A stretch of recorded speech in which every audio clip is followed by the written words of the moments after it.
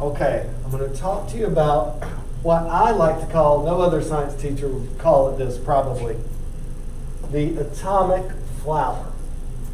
Now, Bohr's model was much more complicated than a bunch of circles and dots. I'm going to draw you what Bohr's model really was, okay? And you've never seen this, you've never seen anything like this. These were the ideas behind it, okay? It's called the atomic flower. All right, first of all, there are several different shaped orbits, okay? There are 4 classes of orbits. They're not all circular, okay?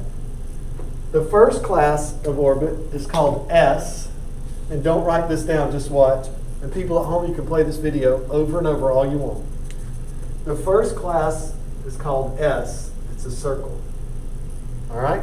Circular orbits. The second class are called Ps, and they're figure 8 orbits. The third class is called D, and it's more than a figure 8. You can think of it as a double figure 8, okay?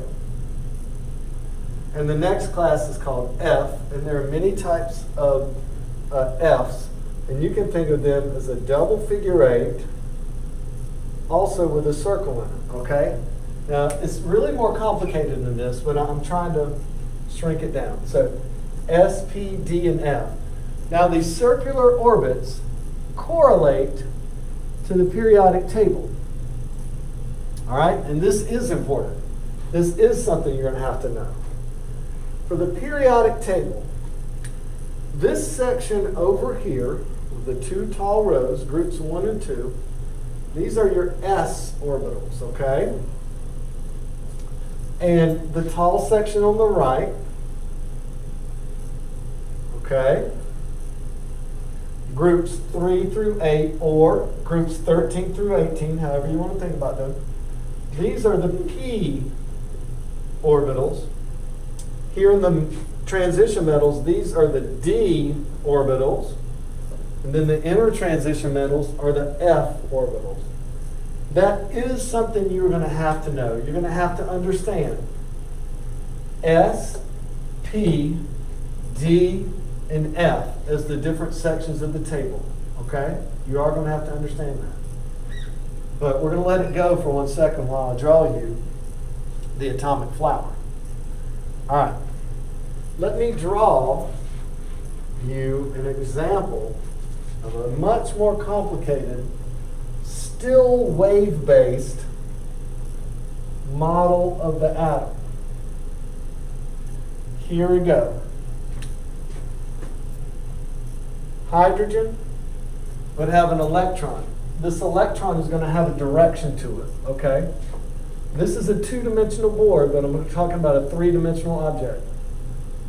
Hydrogen. Helium would have an electron, a second electron moving in the opposite direction.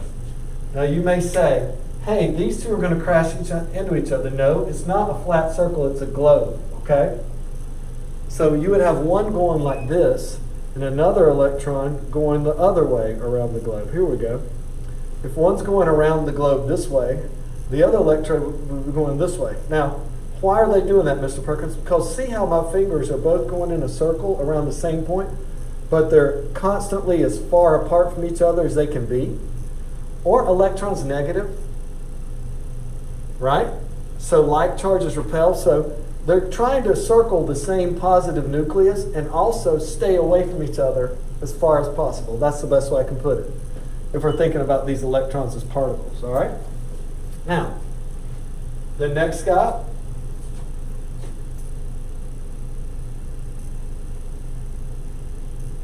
now this is lithium, this is beryllium, okay?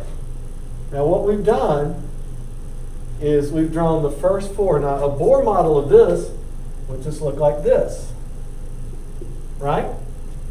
Now when we move over to on the periodic table, now we move from beryllium, okay,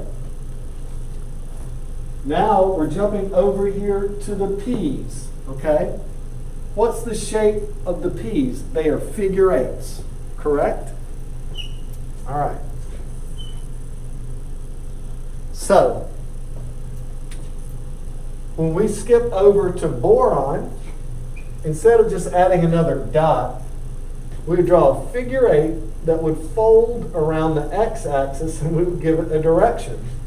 And then now when we move to carbon, instead of just adding another dot, we would draw a figure eight that would fold around the y-axis and we would give it direction. And now when we move to nitrogen, instead of just giving it another dash, we would draw a figure eight that would be in the z-plane and give it direction. Now the z-plane really, there's x, y, and z is coming out at you, right? But we just draw it leaning on the board to give it 3 dimensions, right? You with me? So now we've got, instead of 2 dots and 1, 2, 3, 4, 5 dots, nitrogen, we've got 2 dots and 1, 2 circles and 3 figure eights. All right?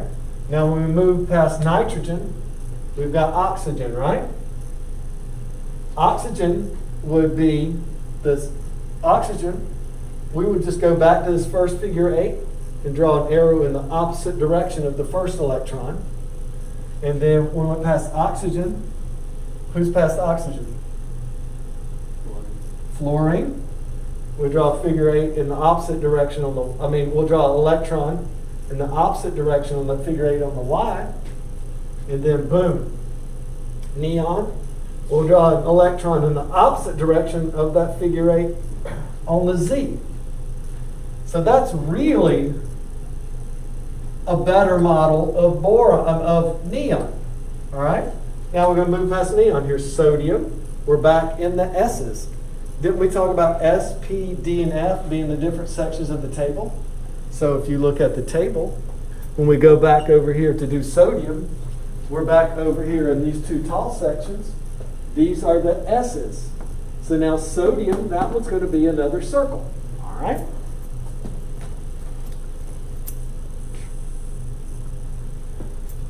So here's sodium, and here is magnesium, opposite direction. So boom, here's sodium, magnesium.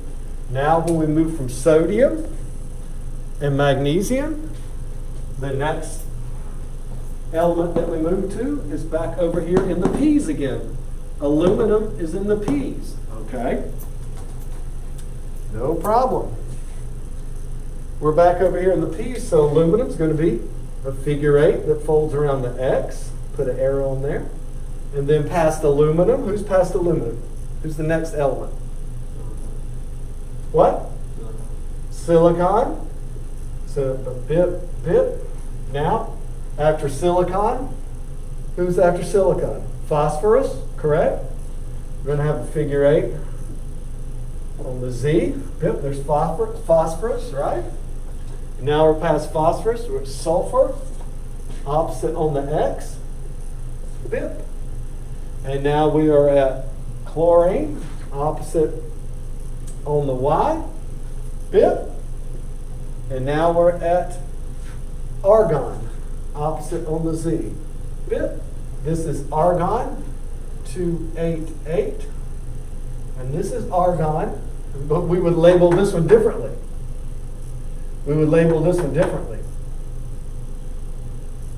Let's keep going before I label. All right, boom. Past argon. Right? Here we go. Potassium, calcium, potassium, calcium. And now we're at scandium, right? Now, if we're doing a Bohr model for scandium, won't that dot go in one row? Right? Well, let me show you why. Scandium is in what section, what letter matches the middle of the table? These are S's. These are P's. What letter is this area in the middle? Do y'all remember? It's the letter of the alphabet. The 4th letter. D, that's right. These are the D's. D orbitals, I told you, We're double figure eights, right? This is a d orbital. Okay? But here's the thing about d orbitals. They do not stretch out as far as s and p orbitals. Okay? So watch me draw the d orbital on here. The d orbital, I got to move out of people's way at home. The d orbital doesn't go all the way to the outside. There is the d orbital for scandium. Can you tell me how this d orbital matches this Bohr model? See how we put the dot for scandium on the Bohr model, N1. Look at this d orbital. How far does it stretch? How many rings out does it stretch? Only how many? Only 3. See, here's 1, 2. And see how the d orbital stretches out to the 3rd ring? That's really why we put the dot for the Bohr model in the 3rd shell. D orbitals don't stretch as far. So if I was going to label this old-fashioned, easy 8th grade Bohr model, I would say 2, 8, 9, and 2. Now, if I was going to label this, I would write, are you ready? Starting from the inside out. 1s2. Now we're on the next circle. 2s2. And then also in this circle, there are 6 total figure eights. 2p6. Now we're on the 3rd circle. 3s2. Again, we have 3 figure eights.